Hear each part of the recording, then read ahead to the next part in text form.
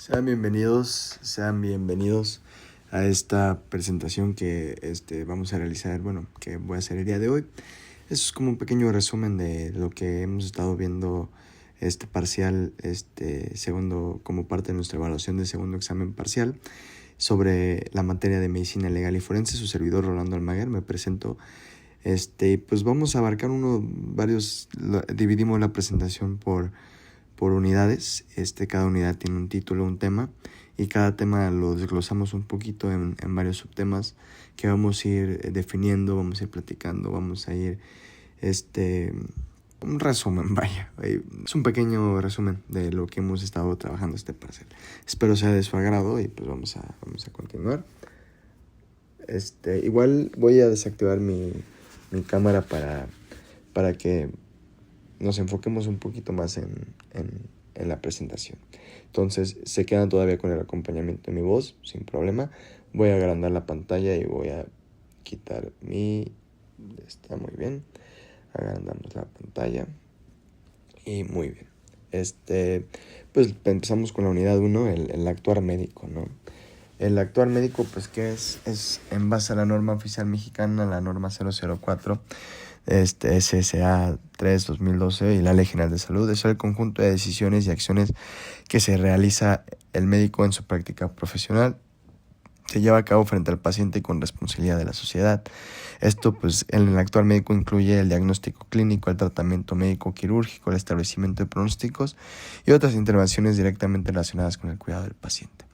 Este actuar médico, pues, tiene características y está regido dentro de varios principios éticos.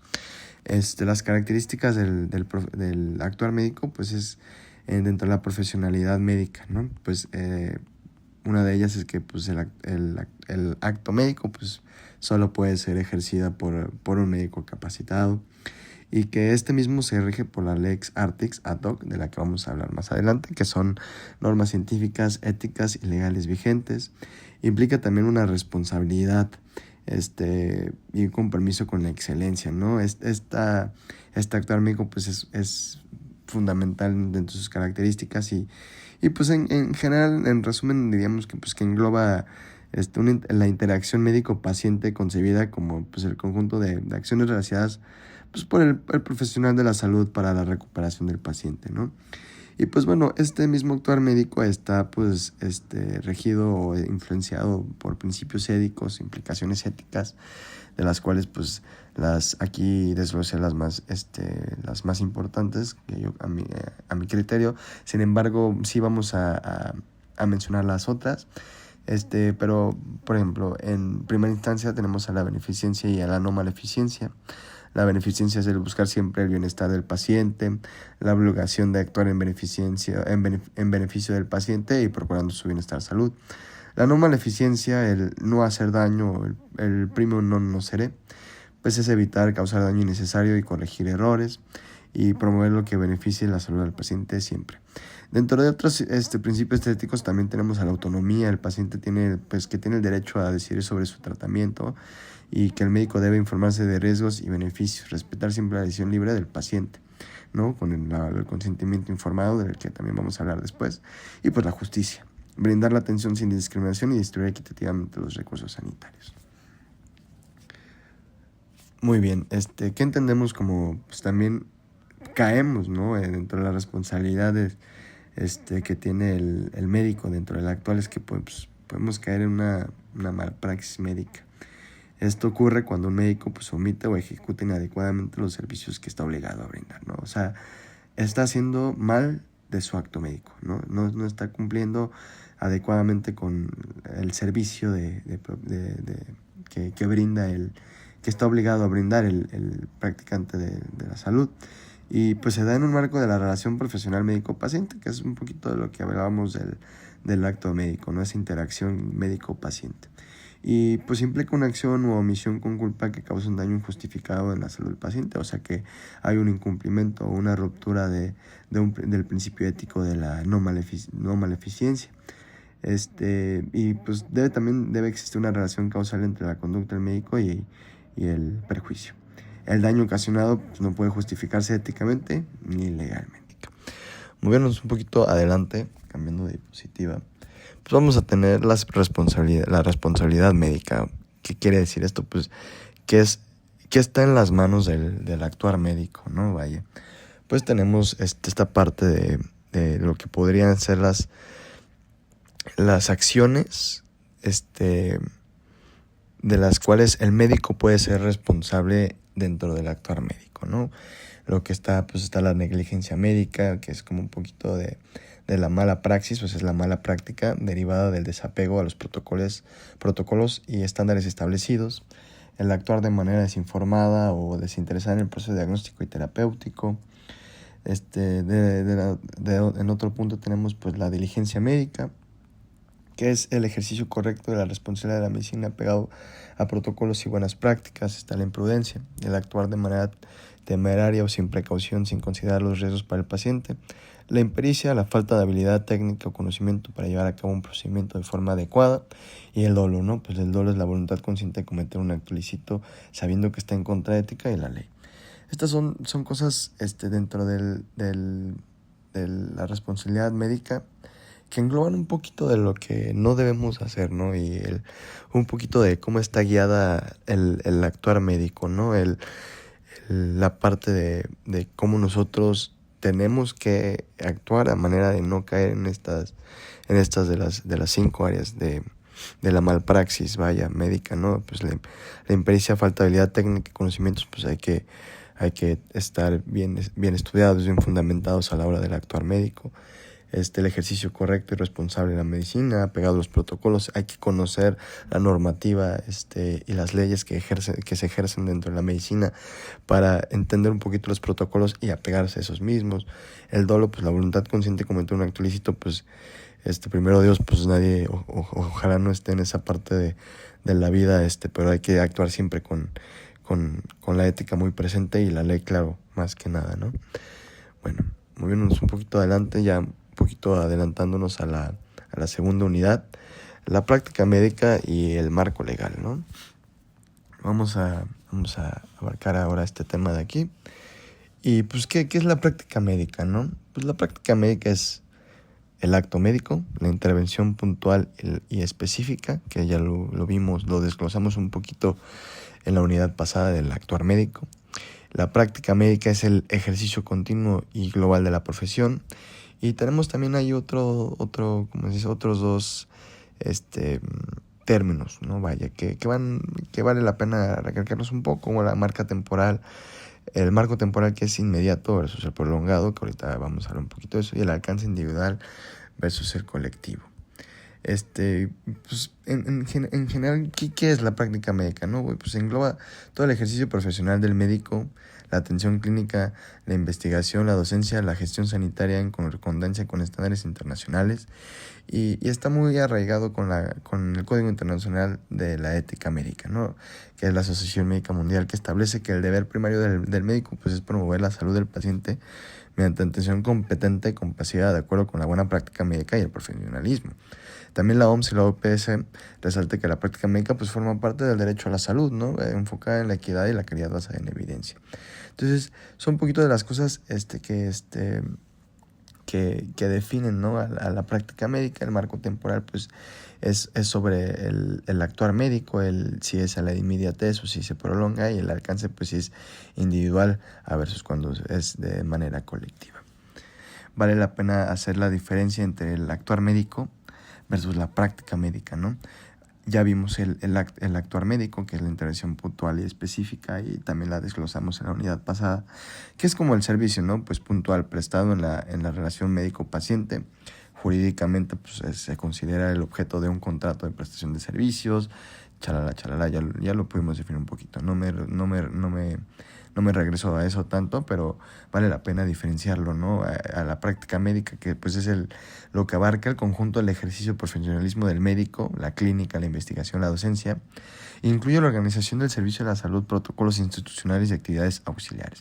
O sea, en resumen, el acto médico se refiere a cada encuentro o procedimiento específico, mientras que la práctica médica cubre toda la trayectoria profesional dentro de un marco legal, que es un poquito de lo que también hablamos en el marco temporal y en el alcance, ¿no?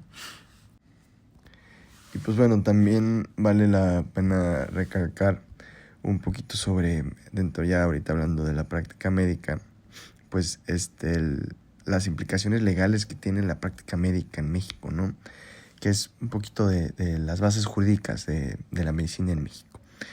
En sí hay muchísimas cosas que rigen a la práctica médica. Está la Constitución Política, dentro del artículo 4, pues el derecho a la protección a la salud, en la Ley General de la Salud, regulación de la práctica médica, que sus reglamentos pues regulan la práctica médica en varios artículos. En el artículo 79 de la Ley General de la Salud, pues exige título y cédula profesional legalmente registrados. Y además se requiere inscribirse dentro del registro profesional de la salud. O sea, el reglamento es bien estipulado también en el artículo 9, que dispone que la atención médica se rija por principios científicos y éticos, y el incumplir normas médicas o reglamentos conlleva sanciones, ¿no? Pues como es la suspensión de servicios, cancelación de la licencia por las autoridades sanitarias, responsabilidades civiles, penales, inclusive por daños. Y bueno, de otra parte tenemos reglamentos y normas oficiales mexicanas. La norma específica, por ejemplo, la norma 004 SSA 3/2012 fija lineamientos para el expediente clínico, y consentimiento de su incumplimiento puede implicar sanciones administrativas. Y de igual manera, pues tenemos el Código Civil y el Código Penal, que es el que se encarga de sancionar el incumplimiento de pues todas estas normativas que rigen a la práctica médica. Y pues el médico como sujeto de derechos y deberes, ¿no? ¿Cuáles son los derechos y obligaciones del médico? En realidad, pues el médico tiene libertad prescriptiva fundamentada, derecho a instalaciones y recursos adecuados, y tiene la obligación de una actualización continua y deber de mantener documentación adecuada. El médico tiene el deber de actuar con diligencia, profesionalismo y confidencialidad. Es atender las urgencias, realizar los procedimientos con estándares a la normativa 004 y emitir recetas con su firma, y solo respetar el secreto profesional. Se debe respetar los principios bioéticos e informar adecuadamente al paciente riesgos, alternativas, preservar la vida y la salud, beneficencia, cositas que ya vimos dentro de la unidad pasada, dentro que engloban los principios éticos. Y pues legalmente está prohibido abandonar al paciente y exigir pagos indebidos, y debe mantenerse actualizado, como ya lo habíamos mencionado. El incumplimiento de estos deberes, pues la falta de cuidado, la negligencia, pues puede caer en lo que ya habíamos visto, una mala práctica, ¿no? Ya puede ser dentro de una negligencia, una imprudencia, pues puede llegar inclusive a la suspensión de la cédula, como lo vimos en las bases jurídicas de la práctica médica. Pues nos movemos adelante ahora con la Carta de Derechos de los Pacientes, ¿no? Los derechos y obligaciones del paciente. El paciente tiene el derecho a un trato digno y respetuoso, una información completa y comprensible, decisión libre e informada, y la confidencialidad y privacidad de su información, y también pues la atención a la urgencia. La Carta de los Derechos de los Pacientes de la CONAMED reconoce entre otros los derechos a la atención digna, que ya lo mencionamos, sin discriminación por personal calificado, que inclusive está estipulado en el artículo 76 de la Ley General de la Salud. También tiene el derecho a una información veraz y completa sobre su diagnóstico, su pronóstico y las opciones de tratamiento. Tiene el derecho de decidir libremente sobre su atención, aceptar o rechazar procedimientos. Dentro de la confidencialidad y la privacidad de la que hablábamos, pues tiene este derecho de resguardar de manera confidencial y privada su información médica, y tiene el derecho al acceso a su expediente clínico. Inclusive tiene el derecho de quejas y recursos, de exigir la reparación y acudir a instancias si sus derechos son vulnerados. Y pues como tal, las obligaciones del paciente pues es proporcionar datos de salud correctos, seguir las indicaciones médicas razonables, respetar el reglamento de la institución, y en caso de servicios privados cumplir con honorarios acordados. Moviéndonos un poquito adelante, hablando un poquito de la confidencialidad y la privacidad de los datos del paciente, tenemos esta monumental pedestal de los derechos y de los derechos de la confidencialidad de la información del paciente. Pues viene el consentimiento informado y el secreto profesional, la protección de la información médica, que es un fundamento legal de la Ley General de la Salud y de la norma 004. Hay excepciones legítimas al secreto profesional, que lo vamos a desglosar un poquito, Después, las consecuencias por la violación de la confidencialidad, pues también hay sanciones por el hecho de violar esta confidencialidad. Y pues el manejo de la información en equipos es multidisciplinario. El secreto profesional del deber legal del médico es toda información confidencial del paciente, salud, historia clínica, no puede divulgarse sin autorización, salvo excepciones legales, que es lo que veíamos ahí, excepciones legítimas al secreto profesional, pues es bajo excepciones legales. Y lo de las sanciones, pues revelar estos datos sin causa constituye una falta administrativa, incluso un delito, una violación a la privacidad. Dentro de esta protección de la información médica tenemos también el consentimiento informado, el derecho del paciente. El médico debe explicar el objetivo y riesgos alternativas de cualquier procedimiento. El reglamento de la Ley General de la Salud y la norma 004 establecen que ciertos actos de alto riesgo, cirugías, anestesia general, amniocentesis, trasplantes, entre otros, requieren de un consentimiento escrito previo. Y la Ley Federal para la Protección de los Datos Personales en posesión de particulares considera que datos de salud son sensibles, información sensible, y su uso requiere un consentimiento expreso y seguridad especial. Tratar y divulgar datos clínicos sin estándares confidenciales y consentimiento pues puede causar graves daños. Moviéndonos adelante, ahora, dentro de las bases jurídicas del consentimiento informado, ya lo platicamos un poquito ya en esta parte de la privacidad y la confidencialidad de la información del paciente, pues no hay nada que ya no hayamos mencionado. Esta es un fundamento legal de la norma 004. Está sancionada el incumplimiento de este mismo. Tiene elementos esenciales como la información, la comprensión y la voluntariedad. Y pues el tipo pues es verbal, escrito por sustitución. Y la revocación del consentimiento hay en ciertos escenarios legales. Bueno, moviéndonos un poquito ahora en nuestra unidad 3, la Lex Artis Medica, vamos a desglosar un poquito lo que ya habíamos mencionado también, que nos dimos una pequeña probadita de lo que es la Lex Artis, la ley del arte. Lex Artis es en latín y lo que quiere decir es ley del arte. Es un conjunto de reglas y estándares de la práctica médica que define el criterio para valorar la corrección de un acto médico concreto. Y según la especialidad, la complejidad del caso y las circunstancias, el estado del paciente, recursos disponibles. Y pues bueno, el concepto se remonta al derecho romano y la medicina antigua.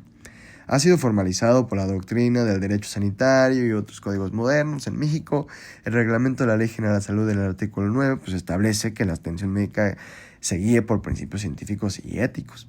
Y la reglamentación de quejas médicas define a la Lex Artis como el conjunto de reglas de la literatura médica universal para la atención.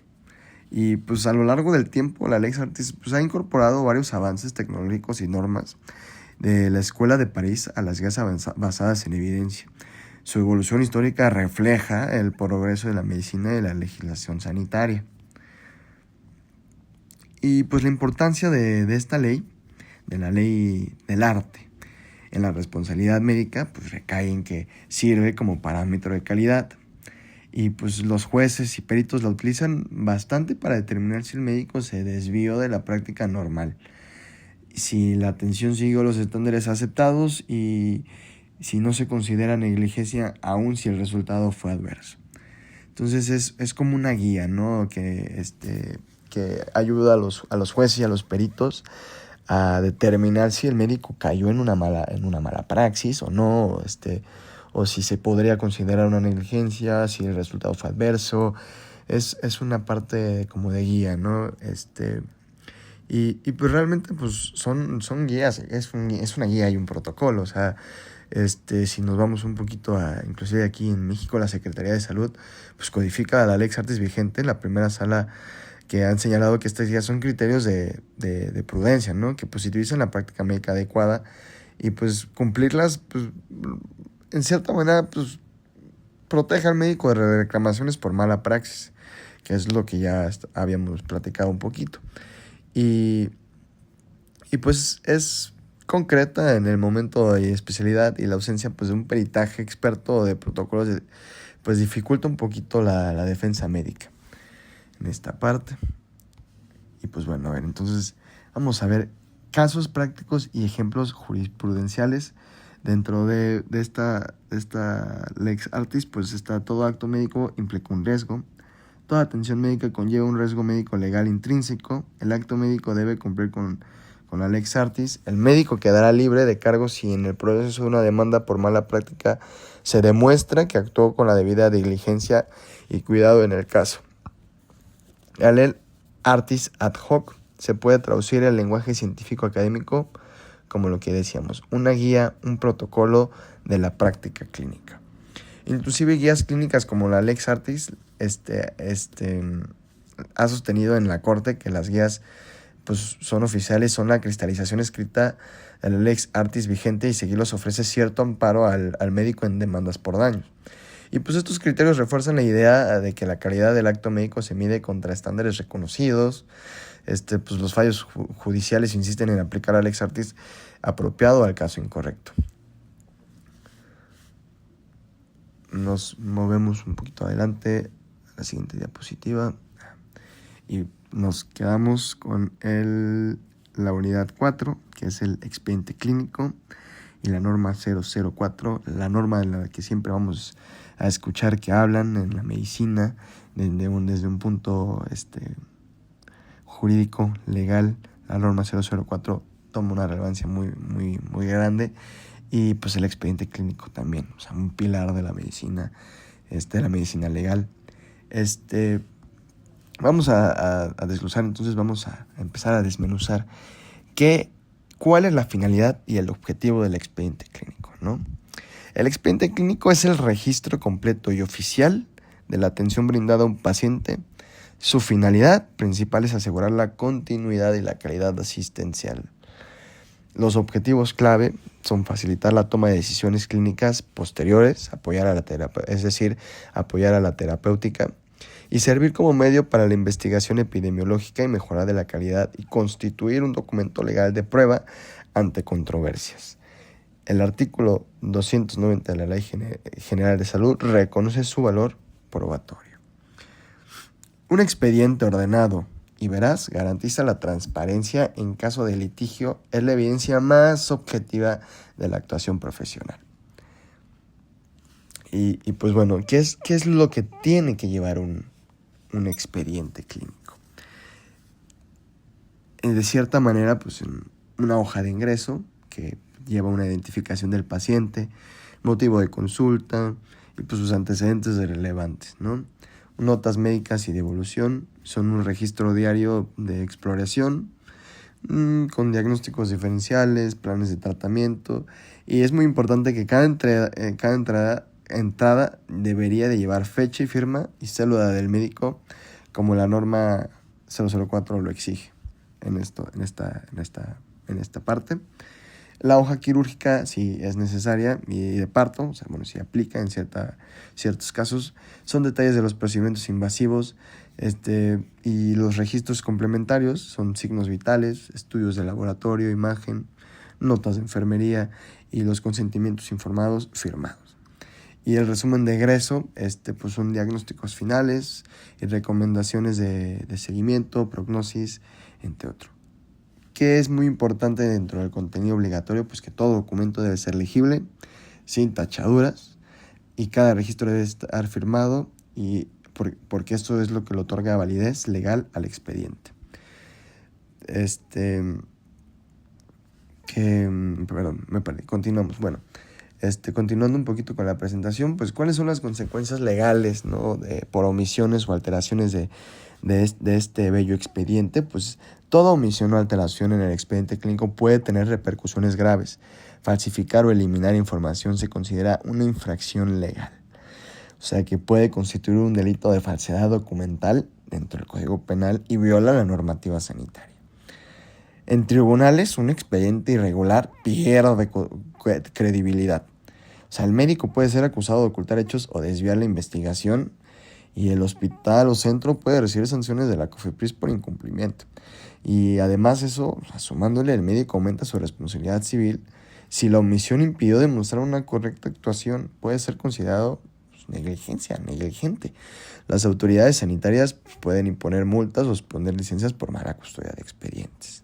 Entonces es muy importante y hay que tener en consideración que pues, recaen en sanciones legales. Es importante que tengamos el conocimiento del expediente clínico, de las normas que rigen el expediente clínico, qué debe de tener el expediente clínico y cómo debe de estar el expediente clínico, ¿no? Eso es fundamental en la práctica del médico. Y bueno, pues vamos a otro tema, que es la protección de datos personales en salud, la legislación aplicable. Pues los datos de salud son sensibles, como ya lo vimos en la confidencialidad y la privacidad de los derechos, o sea, como un derecho de los pacientes a su información. La Ley Federal de Protección de Datos Personales en Posesión Particulares, o como el acrónimo es LFPDPPP, pues los clasifica como especialmente protegidos y requieren un consentimiento expreso del paciente para su tratamiento y solamente pueden usarse para fines autorizados. El cumplimiento de la confidencialidad médica puede acarrear multas del INAI e incluso sanciones penales por violación de secretos profesionales. Divulgar información de salud sin autorización puede causar daños graves al paciente. Las instituciones de salud deben implementar medidas de seguridad informáticas y organizativas para proteger el expediente clínico y cumplir con la legislación de la LFPDPPP y su reglamento. Moviéndonos un poquito ya casi al término de nuestra presentación, de los varios y bellos temas que abordamos dentro de este parcial, pues tenemos lo que es la medicina forense. ¿Qué es la medicina forense? Pues la medicina forense es una especialidad médica que aplica conocimientos médicos y científicos para resolver cuestiones legales y judiciales. Sus principales características son que estudia la relación entre medicina y el derecho, investiga las causas de muerte en casos sospechosos, analiza lesiones y traumatismos para determinar su origen, realiza autopsias para determinar causas de muerte y participa en juicios como perito experto, y además de colaborar con instituciones judiciales y policiales. Y dentro de la medicina forense pues hay una historia. A manera global, a manera internacional, pues la medicina forense tiene sus orígenes en Egipto. Los médicos actuaban como jueces y estaba dentro de la momificación. En Mesopotamia, el código de Hammurabi hablaba un poquito mucho sobre la medicina forense, englobaba ciertos aspectos de los que hoy en día se conocen. En Grecia, pues Hipócrates introduce la ética médica, en Roma el Corpus Juris Civilis, y en la Edad Media se integran leyes germánicas dentro de la misma. Inclusive en la actualidad ya se practicaba cierta medicina legal. O sea, por ejemplo, en estos países como Egipto y Grecia se podría decir que inclusive la clásica, pues con Hipócrates que introduce la ética en la médica, se podría decir que ya hay una medicina legal, ¿no? En el Renacimiento, Vesalio y otros sistematizaron la anatomía, y la medicina forense pues, se consolidó con científicos como Morgagni en el tema de las autopsias y Orfili en la toxicología. En el lado acá de nuestro bello México, en México, pues inclusive tenemos orígenes inclusive desde México prehispánico. En México prehispánico, pues había castigos severos por el aborto y el adulterio. En la época virreinal, pues hablaba un poquito de que se aplicaban leyes españolas que exigían informes médicos en procesos judiciales. En 1832, pues, el presidente Valentín Gómez Farias creó la Cátedra de Ciencias Médicas, y en 1833 el doctor Agustín Arellano fue el primer profesor de medicina legal. Inclusive el doctor Luis Hidalgo Carpio fue pionero clave por ahí de 1870. Bueno, el doctor nació en 1818 y creo que falleció en 1879, si mal no me equivoco, y él fue de hecho un pionero clave a que se le considera el fundador de la etapa científica forense en México, porque fue el que introdujo el dictamen médico previo y el clasificar lesiones y definir deberes médicos.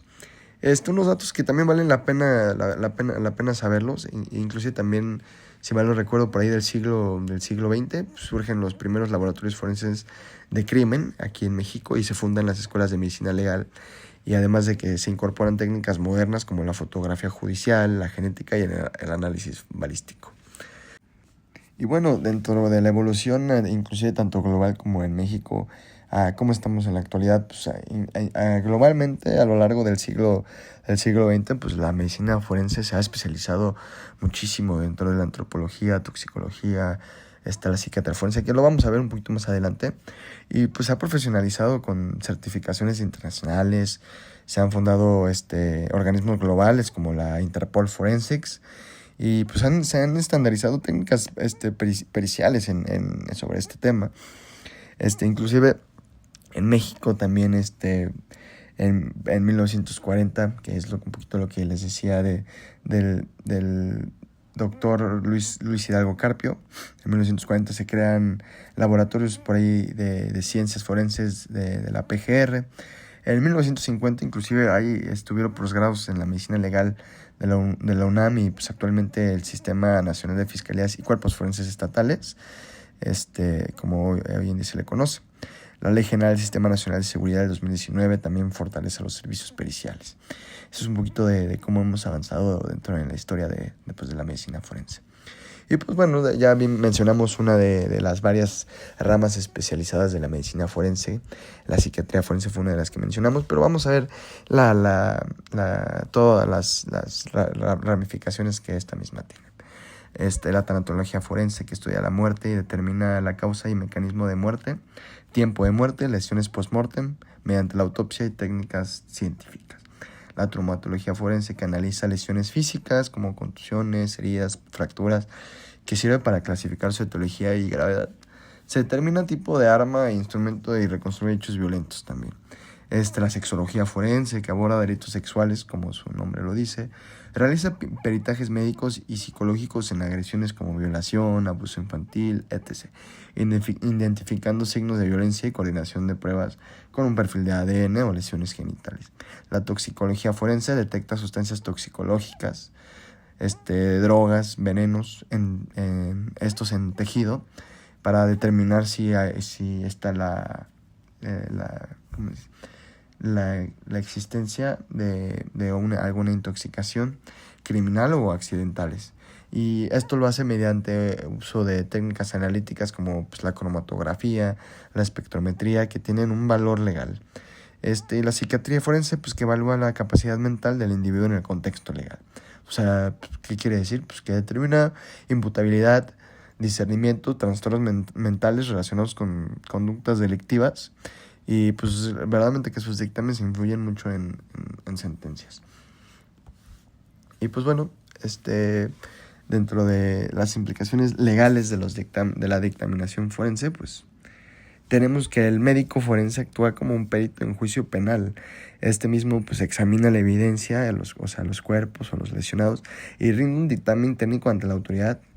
Y pues su participación se regula por el Código Nacional de Procedimientos Penales, el artículo 221, 224 de la CNPP y la Ley Orgánica del Poder Judicial. El dictamen pericial, debe contener una identificación del caso, dentro del que abarcará pues, el expediente y la institución. Debe tener fecha y objeto del examen, los métodos utilizados, hallazgos clínicos y forenses, análisis técnicos y conclusiones fundamentadas, y debe firmarlo el perito con su nombre y su cédula profesional. En estos casos, el perito es responsable legalmente de su informe. Declarar falsamente ante la autoridad o manipular el dictamen delito, como lo que sería un falso testimonio, un fraude probatorio, pues puede llevar penas pues penales, vaya la redundancia, ¿no? Y pues a nivel civil, a nivel abogacía, pues un perito negligente puede ser demandado si su informe es inexacto o causa perjuicio.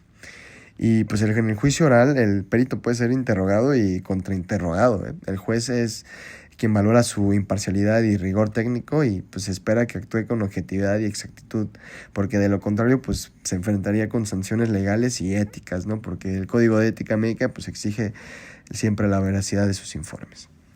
Y pues bueno, así damos por concluida este pequeño repasito, esta pequeña clase de lo que abarcamos estas